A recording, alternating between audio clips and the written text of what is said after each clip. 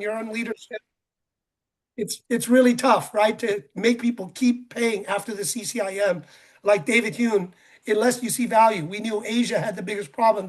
After they passed, they stopped paying.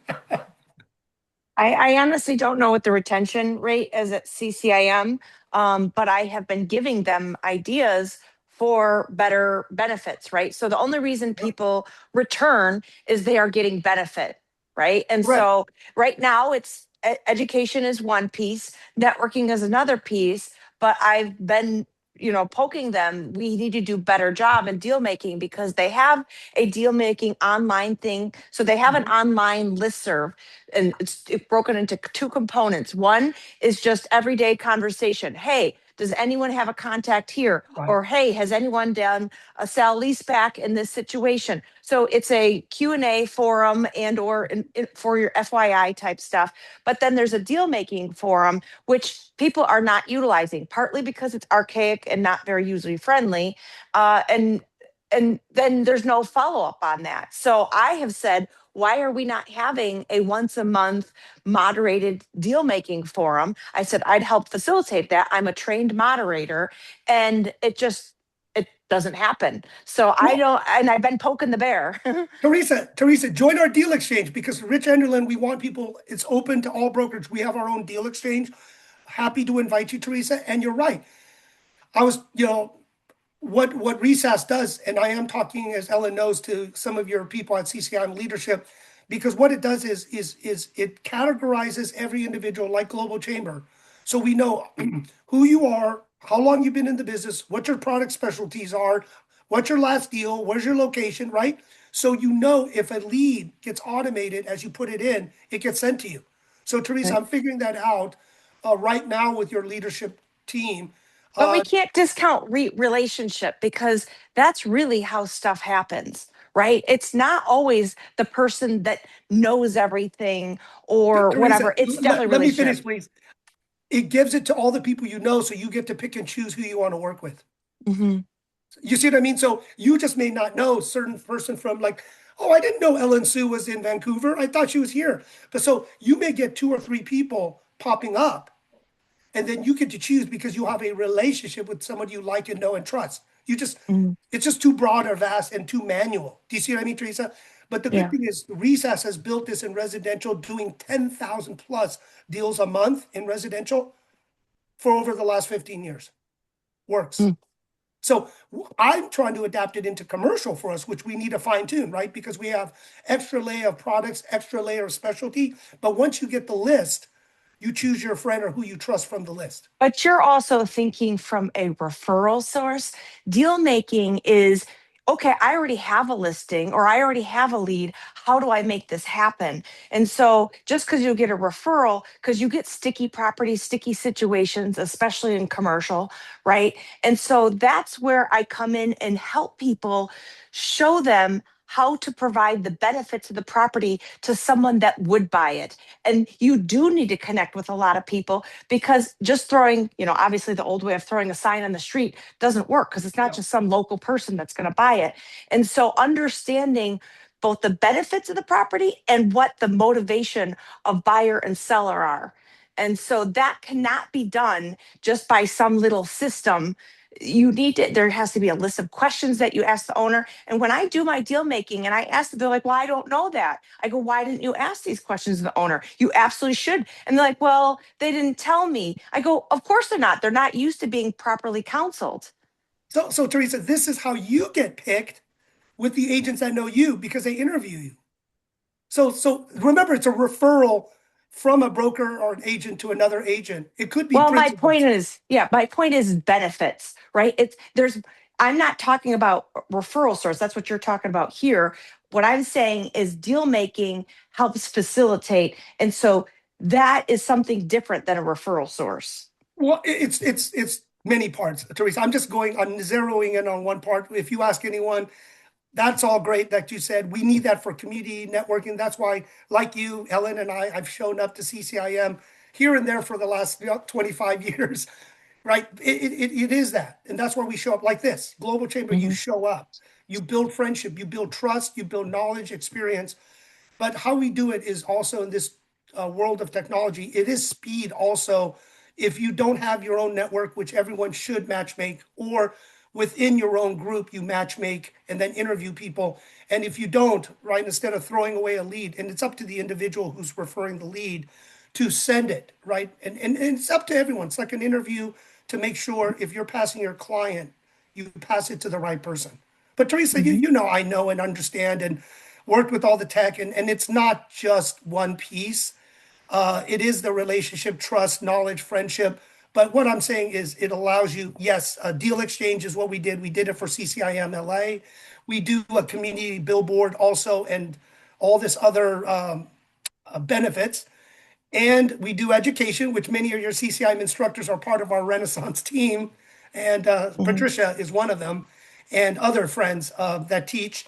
And then we send referrals. So what we try to do is get all of it together to build it. Nothing's perfect, as you and I know, but what we do is try to help everyone become more bionic like AI. Mhm. But I understand what you're saying. Yeah, you can't just automate everything, and not everyone's the same. And relationships matter. I'd rather give it to my friend at Marcus or CBRE than EXP if I just know they're more qualified. Or David Hune, right? Because I know him, like him, you, Teresa, in Chicago, in Illinois. You know what I mean? Because I know you're there. I know people. But what it does for me is to build a list and database so I can send it to the people I trust and know. So everyone Mhm. can actually build out, their first referral list. But if you don't have, a leasing transaction, business broker, or residential, right? Because not everyone has that large enough list. It at least gives you options to send your referral that all leads could be sent somewhere if you choose to. No one has Yeah. to use it. But if you say, look, I got a residential, I don't know residential, or I don't know leases or business brokerage, and business brokerage is the biggest one. We plug into IBBA, CAB, all the other associations. And that's why talking to CCIM, SIOR, CRE, RICS, FIOPSI, Global Chamber interlocks everyone if you choose to. And Right. everyone knows at CCIM, you'd rather send the referrals to first other CCIM before you let it outside of CCIM, which is a benefit and an advantage. You guys are amazing. It's so inspiring to have people as talented as you as part of the Global Chamber community. Thank you. Doug, Um, it's good for you to hear this. This is the real nuts and bolts, right, Teresa? exactly. How Mhm. deals are done. Mhm. It's Mhm. amazing. It's not so black and white, so easy as you can see from Teresa. But there has to be right community, as Teresa says. There has to be a benefit for any organization like Global Chamber, CCIM, and there has to be referrals and leads of some way, shape, or form. And it's those that want to participate. Like you said, Teresa, in what people is using at CCAM, people may or may not want to participate. And that's a problem with leadership. How do you drive to show the value, right? Mhm. But that's what you got to do. If you don't do it, we got a problem, and keep squeaking. It's a problem that everyone needs to solve. If it's okay, Teresa, I'd love to involve you in our next steps with this group, the triangle of business, economic development, and real estate coming together. And that's what Jim's vision has been. And we're now at a phase where over the next several weeks, we'll be transitioning this meeting and our activities to a different level that includes these components, including Mhm. the ability to build trust, new connections, and the deal aspect of it. And so Jim has the vision of that. We've got technology to be able to do it, and we'd love to involve you, Teresa, if you don't mind, in the coming weeks, because you obviously have a lot of expertise, and we'd love to be able to satisfy you as well. Well, if I can make it, I will. So, fortunately, I'm coming out of the craziness. I overbooked myself in March and April, but next week is CCIM, and then I'm actually around for a month, if you could believe it, Cool. before FIAPSI. Wow. Fantastic. We'll definitely take advantage of that. Thank you. Hey, Jim, just for everyone's benefit and the respect for the speaker that we've lined up today, I wonder if we could maybe have an opening comment from you and Ellen, and then our speaker today, Ted Nyama. He's amazing. He and the team at Global Chamber Mombasa had put together a view of some of the opportunities in East Africa and particularly that part of Kenya. And I was struck at how extraordinarily detailed and it was inspiring. And so I'd love to have him have some time to be able to share that. The other thing, and if you don't mind, I'd love to hear your comments or separately. I know we're meeting tomorrow.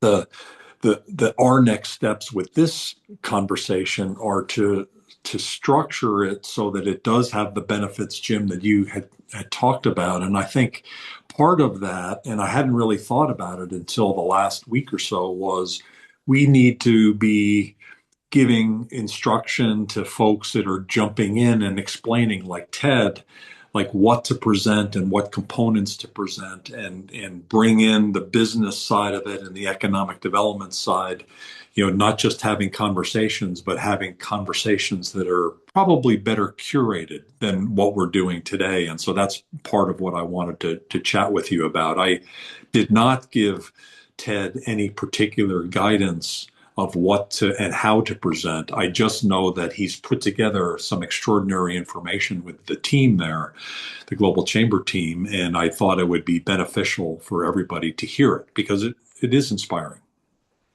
And nice to meet you, Ted, and welcome. Thank you for being our speaker. And one thing about what we're doing here at Global Chamber in the real estate is to get to know each other, find it, learn from each other, and to do business with each other. But obviously, as Teresa said, we want to trust each other, like each other, know each other about what we're doing. So within each speaker, we always want to know your expertise, a lot, what we'd like to learn about your country and what the opportunities, what the abilities, what can we do in your country. We hope in Global Chamber Real Estate is to go into economic development and larger business to understand the country. We hope to also, with the residential agents, understand the golden visa, immigration, how your country is growing, what opportunities, because I'll just speak from the US. Some people, it's just too expensive to the US. We see a lot of people moving around because of taxes and high prices. And some people can't even stay in the US. They have to move abroad because of just using and leveraging the US dollar and their currency to live a quality of life.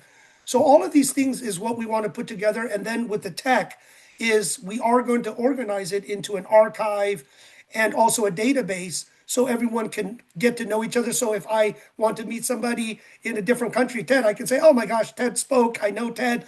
I spoke to him. After that, there's an opportunity. I think I can reach out to Ted, which you can do. Or I don't know anyone in a country, location, state, or product that it could send it out. And then obviously you can qualify it because it always goes to the individual to qualify their lead. So if nobody in that area is qualified to take it, you just don't give it, right? Because I personally, lead or not, if it's my client, I will not send it out if I don't feel the other person receiving it can best serve it. So Ted, this is kind of what we're doing is the knowledge of what you have and what you do, the location of what you have, and really what's the opportunity for all of us around the world, because everyone here in Global Chamber, which I love what Doug has done, is everywhere in the world. Ellen, do you have anything to add? Thank you, Jim. I don't have. Good morning, Alan. Good morning, Doug. Good morning, Jim. Doug, I think I'll introduce our guest so we can start his presentation. Is that okay? That's beautiful. Thank you. Okay, great. Thank you. Good morning, good afternoon, good evening, everybody. Thank you for tuning in into today's Globinar Global Real Estate, FDI, and Business Roundtable. Today we have a great speaker, Ted Niyama. He is the founder of Cahos Ltd. He brings over 15 years of experience across corporate, nonprofit, and entrepreneurial sectors. Their focus is on empowering African small business and community through strategic consulting, grant writing, and capacity building. They have helped startup increase revenue within 12 months and secure access to substantial fundings, including loans up to KES 50 million. His leadership encouraged impactful collaboration that promote economic development, youth mentorship, and women empowerment. They create innovation solutions aligned with UN SDGs, combining partnership, digital tool, and community-driven strategies.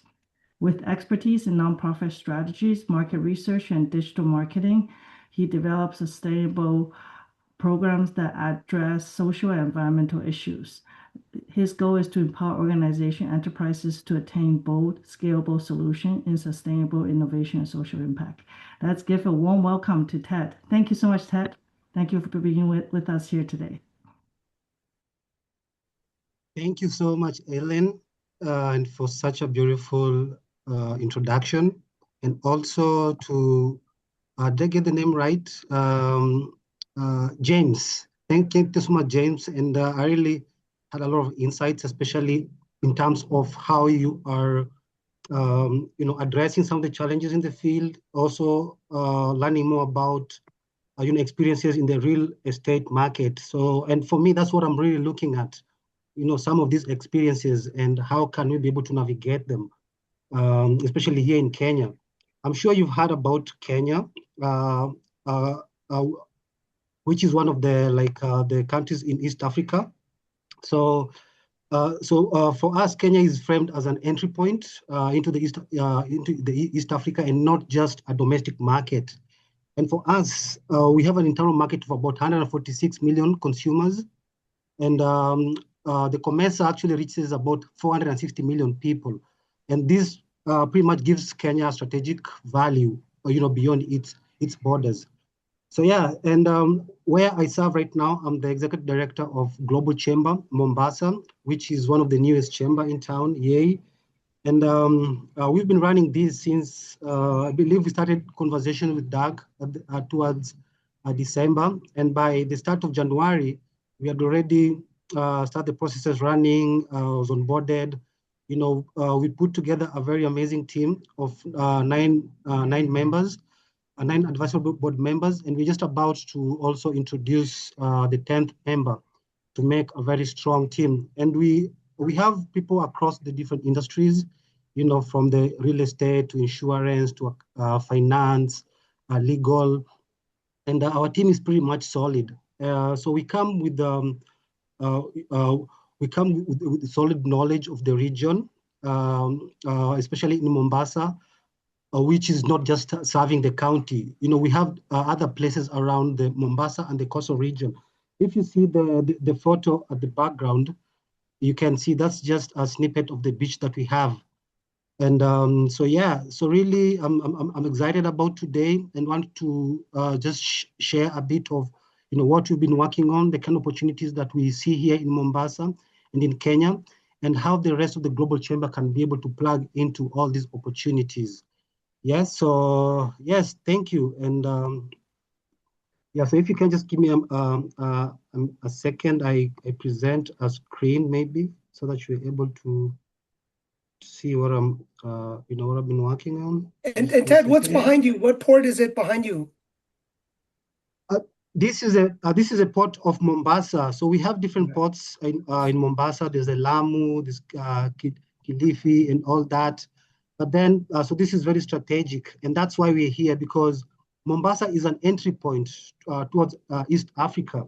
Remember, when you look at the map, so like we sit just at the intersection of the countries. So for us, and also when you go deeper towards the East African region, you find that a lot of those countries are also landlocked. Yeah. And for us, it's more about, okay, now how do we serve the region better? So we have different like stakeholders, like the Kenya Ports Authority, which runs and manages most of this port area. We also have like the Kenya Revenue Authority. We have like very many like industries who have interest in these, private sector, the government sector, exporters and importers. And we also are also happy that we also have one of the members of the Kenya Freights and Logistics in the committee here. So yeah. So is there anything else you'd like to know about as I start my presentation here? No, that was it. I was just asking questions while you find your deck, Ted. Thank you. Thank you so much. Just to give you, Ted, just as a understanding of how long the presentation is and how should we ask questions from the audience? Okay, for me, the presentation in my head is pretty much detailed, but then I'll try to summarize as much as we can, because we have about less than, is that 30 minutes before the end of the call? Yeah, we have about, for me, yep. Yeah, exactly. So I don't want to take more than 10 minutes in this presentation just to give you an overview. It can be even less than that. So after that, now I'll be open to taking questions and also feedback from these. Yeah, but then again, my intention is just to run through because I believe that Mombasa is a well-known city, and there's a lot of information about it out there. So yeah, so I think that sounds great. I don't feel like you need to rush faster than 10 minutes for sure. I think 10 or 12 minutes is fine.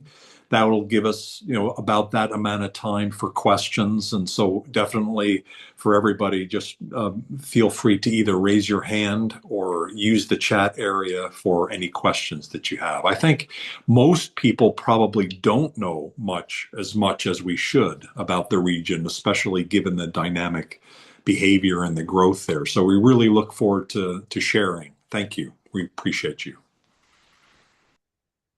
thank you, Doug, for the opportunity since day one. Yeah, as I mentioned, most times, Mombasa is associated with tourism most of the time because we are somewhere along the Indian Ocean, so there's a lot of traffic, especially uh, from the inner regions of Nairobi towards the western side of Kenya, who normally come or travel to Mombasa for the holiday seasons.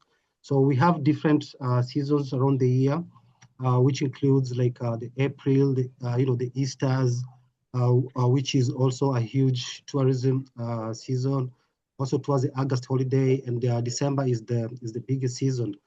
And for us, we are not only looking at tourism because tourism has been exploited for very many years in the region, from Mombasa extending towards the other counties around Mombasa. And the region is slowly evolving into a key trade and investment hub in East Africa, and also a gateway linking East Africa and the Central Africa ports and markets, worldwide. So for us today, we just my intention is to give you my perspective and from a local, and also so that you're able to understand really what it takes and what kind of opportunities we have, we have in here, especially in terms of real estates, foreign investments, and also economic development in the region. So yeah, so the thing is that real estate follows trade, and trade follows infrastructure, and and through that, value is created. So for us, our intention is to drive a corridor of investment along all these, um, you know, along revenue generation aspects of, especially the global chamber, in terms of membership, in terms of facilitating deals, people who want to invest into the country, and also bringing into people who want to explore like these new markets, right? And and for me, I'm looking at it especially in terms of real estate, and uh, and the investment that we have. So when you look at the overall GDP of Kenya, it's about $120 billion, which makes it the largest diversified economy in East Africa, which is also there, as I mentioned before, a gateway to the East African market. So this is also a regional hub for trade, finance, and aviation. And for us, there's the Northern Corridor connectivity and also access to inland African markets. Because when you think about goods flowing into the country using the port, so we have the port, we also have the goods coming into the country through the planes, the cargo planes and all that.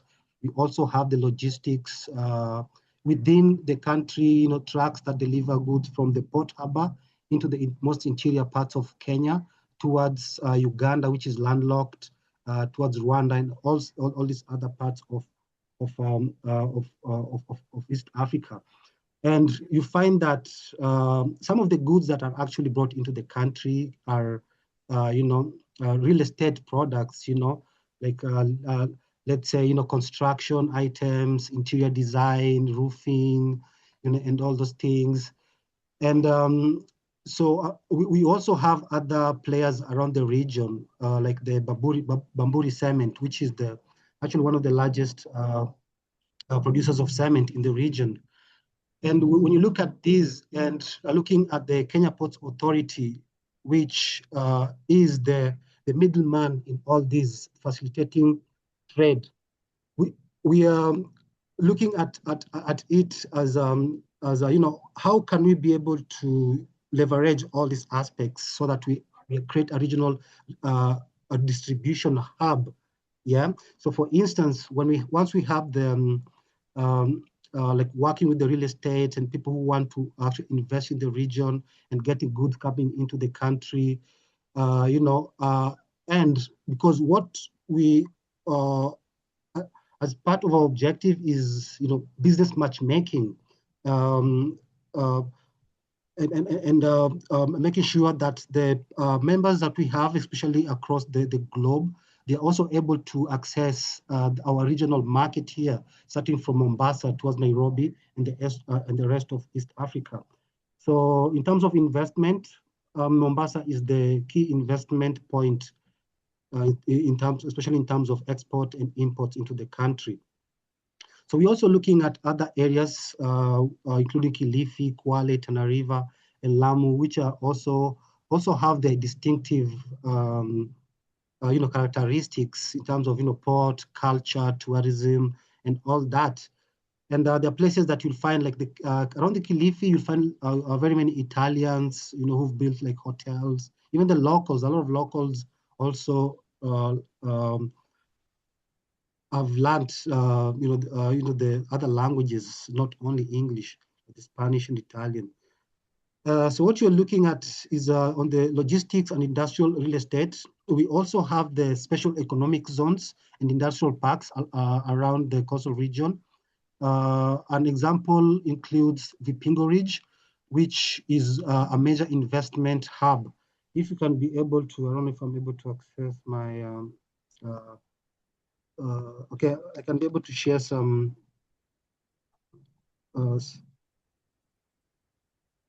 yeah, that you can be able to look later at some of the investments.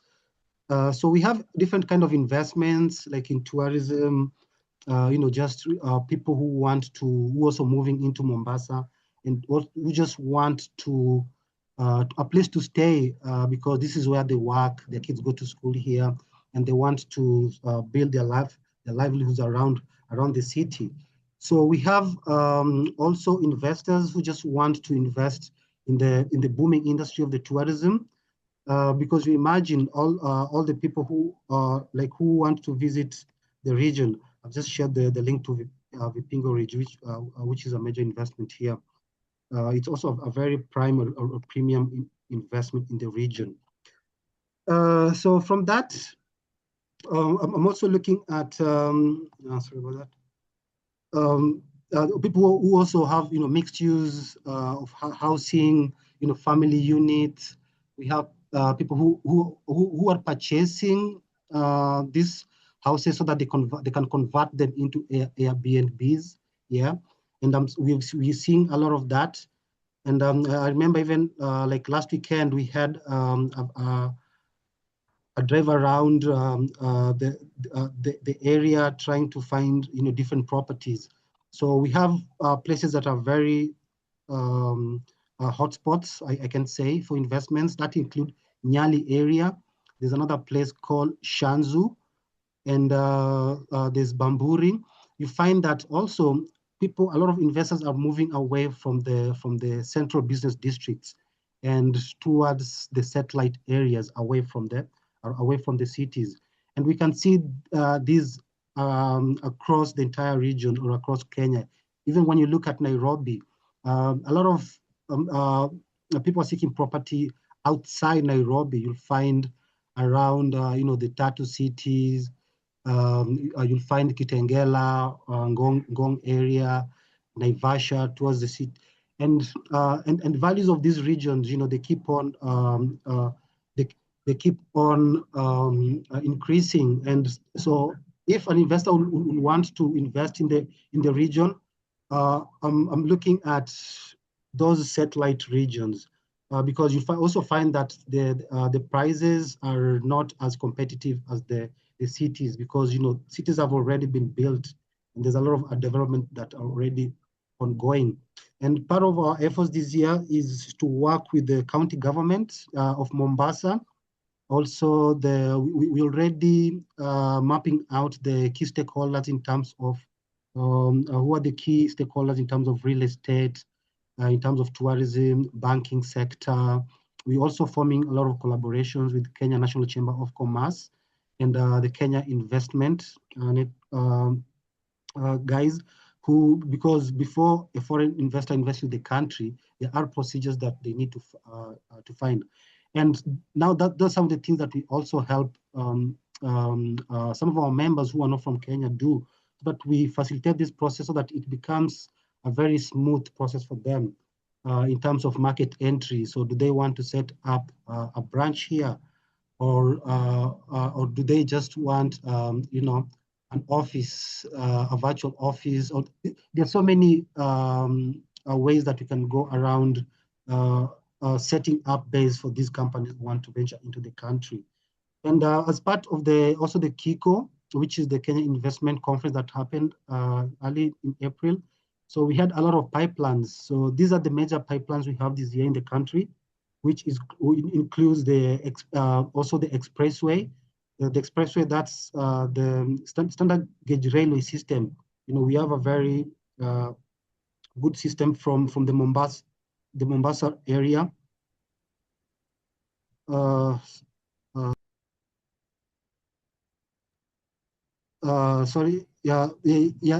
expressway across the Nairobi-Mombasa highway towards Kisumu area, all the way to Uganda.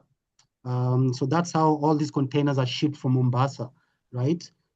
So these are some of the major pipelines that we have, especially for the coastal region, because different areas in Kenya have been given different opportunities. Nairobi have their own opportunities. And also Cliff, the executive director of Global Chain Mombasa, I believe he should be able to also have an idea which kind of opportunities we also have in Nairobi. But then in Mombasa, we have the expressway, which goes for about $3 billion. Also the port assets, which range from $1 billion to about $1.5 billion. We have the Lamu Special Economic Zone, which is we look at an investment of $500 million. And also the Mzima 2, the hospital health clinics, which is 358. They also plan of building a convention center in the region, which goes for $80 million. So for anybody who's interested for the more details about this, I've been able to map out the major opportunities. We have about 21 opportunities. So we map them out into different categories, scope, and thematic areas, and the kind of pipeline that we're also looking out for. I can gladly share with you all on that. So the top opportunity that we have currently is the Portland Logistics and Industrial.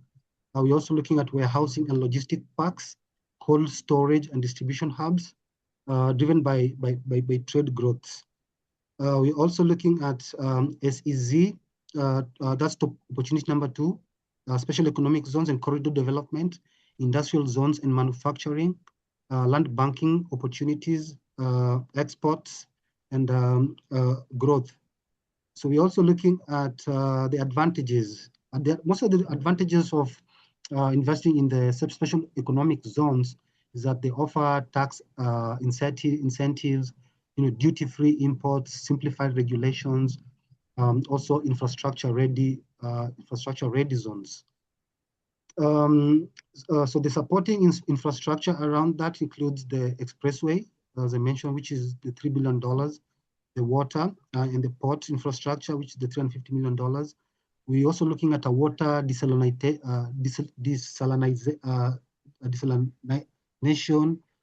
plant. I think it's one of the regions in the coastal. That's about $160 million. also expansion of the power grid system in the coast region. Also on the hospitality, there's building of the convention centers. We have that investment in pipeline. Hotels and branded residences, serviced apartments, retail, and food and beverage. Mixed use development. We are looking at urban because of the urban expansion, more people are moving into the region. So we're also looking at people who want to actually invest into building of the residential residential buildings and and business buildings, yeah, in the industrial zones, and offering housing for the for the workers. So there's a huge industrial driven demand in the region. And we also have very many integrated communities around the region, including, if you guys may know, the Swahili culture. So one of the places that's rich in Swahili culture is Mombasa and Zanzibar in Tanzania. Yeah. And so those are some of the areas that we have very high. And so in the region, you'll find a lot of Arabs, Indians who are traders. We also have the locals, the Mijikenda communities. There's also a huge influx of the other specific communities from Kenya and also part of East Africa region who are investing into the region. We also have one of the we also have a member of the advisory board who's a Burundian who has invested medical manufacturing company in one of the special economic zones in the region. And one of the reasons why she invested here is because of the advantages in terms of the investment opportunities she sees here and the accessibility to the port. And so yeah, so that's so the purpose of the global chamber and why we see us connecting more is we are looking for investors to invest in this region. So any help with making investor introductions and business matching, market entry support. Anyone who wants to venture into the market, we are more than happy. We have a team of from legal to business consultancy to advisories to all that. So we've developed an end-to-end service support around market entry. Also looking at cross-border partnerships. We want to work with Ruby, from Ghana. We want to work with Tanzania, with Nairobi, with the rest of the world. We want to, because for the longest we believe that the rest of the world has been telling our stories, yeah. And for us, our main intention is to tell stories from our perspectives, because we are the one we are living this dream. We are the one who are experiencing these realities. So we are better placed to really advise and guide people who have interest in these markets. Yeah.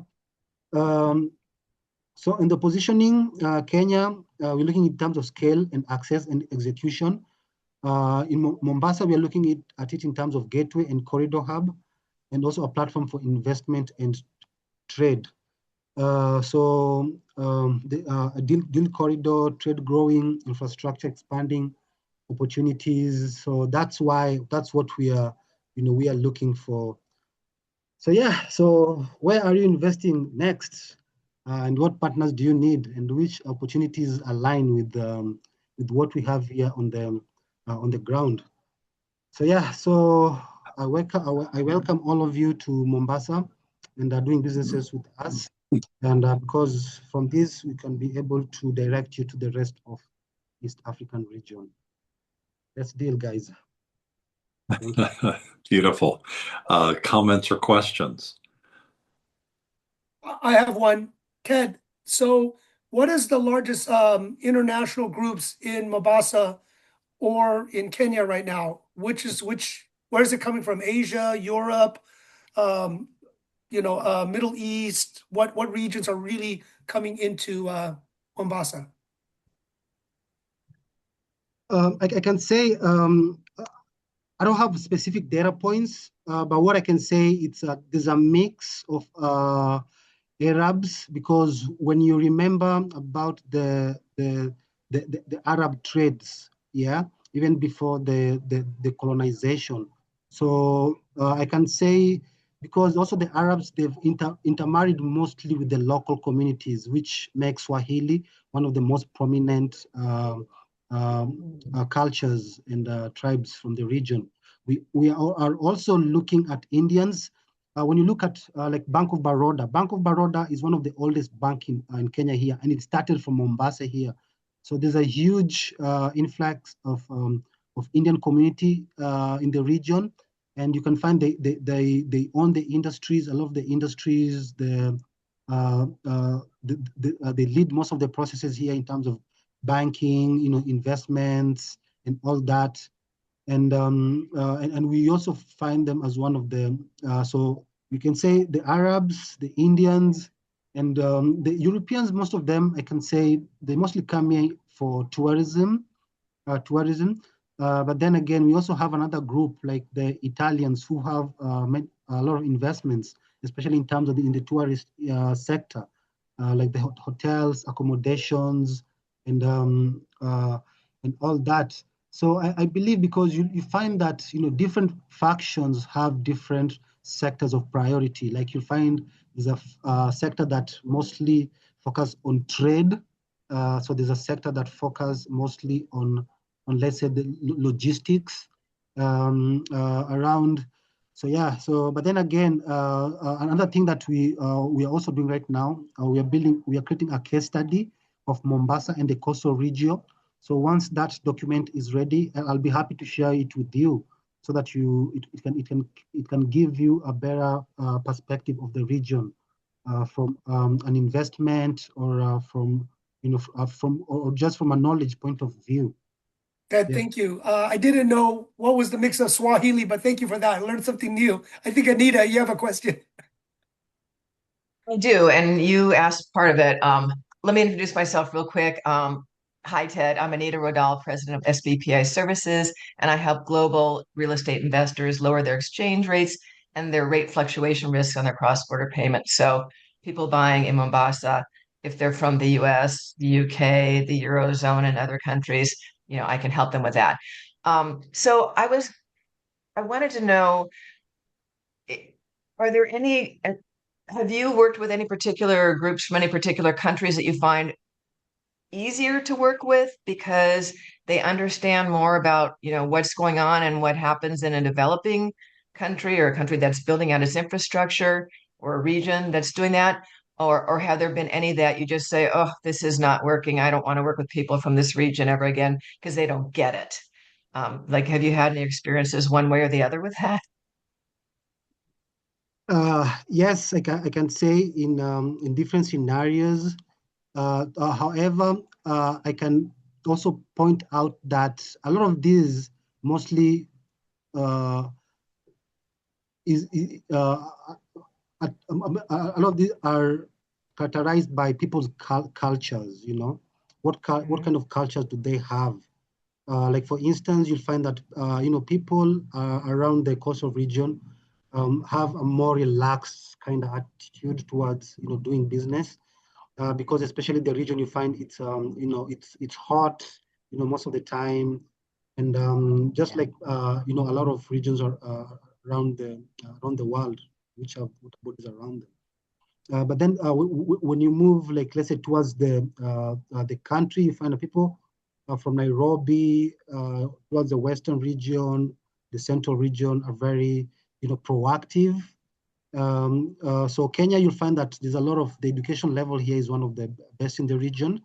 So you find some of the best workers here. And but then you'll find that people from another group from Rwanda. Rwanda is also a very progressive country, especially what Kagame is also trying to achieve and it's accepting people to come invest into the region. Ethiopia, Ethiopians are also progressive, and also many businesses are investing in the region. Like one of our largest telecom companies called Safaricom here, as investing in the region. Uganda, I can say Uganda is a little bit slow, and it's one of the least country with the financial value is pretty much lower. But then they also tend to be hard workers. But then we have we also have Tanzania, most of that because Tanzania is mostly a social country. We call it Ujamaa. If you guys know about Cuba and all the social countries, so you find that most of the decisions that are made for the benefit of the larger community.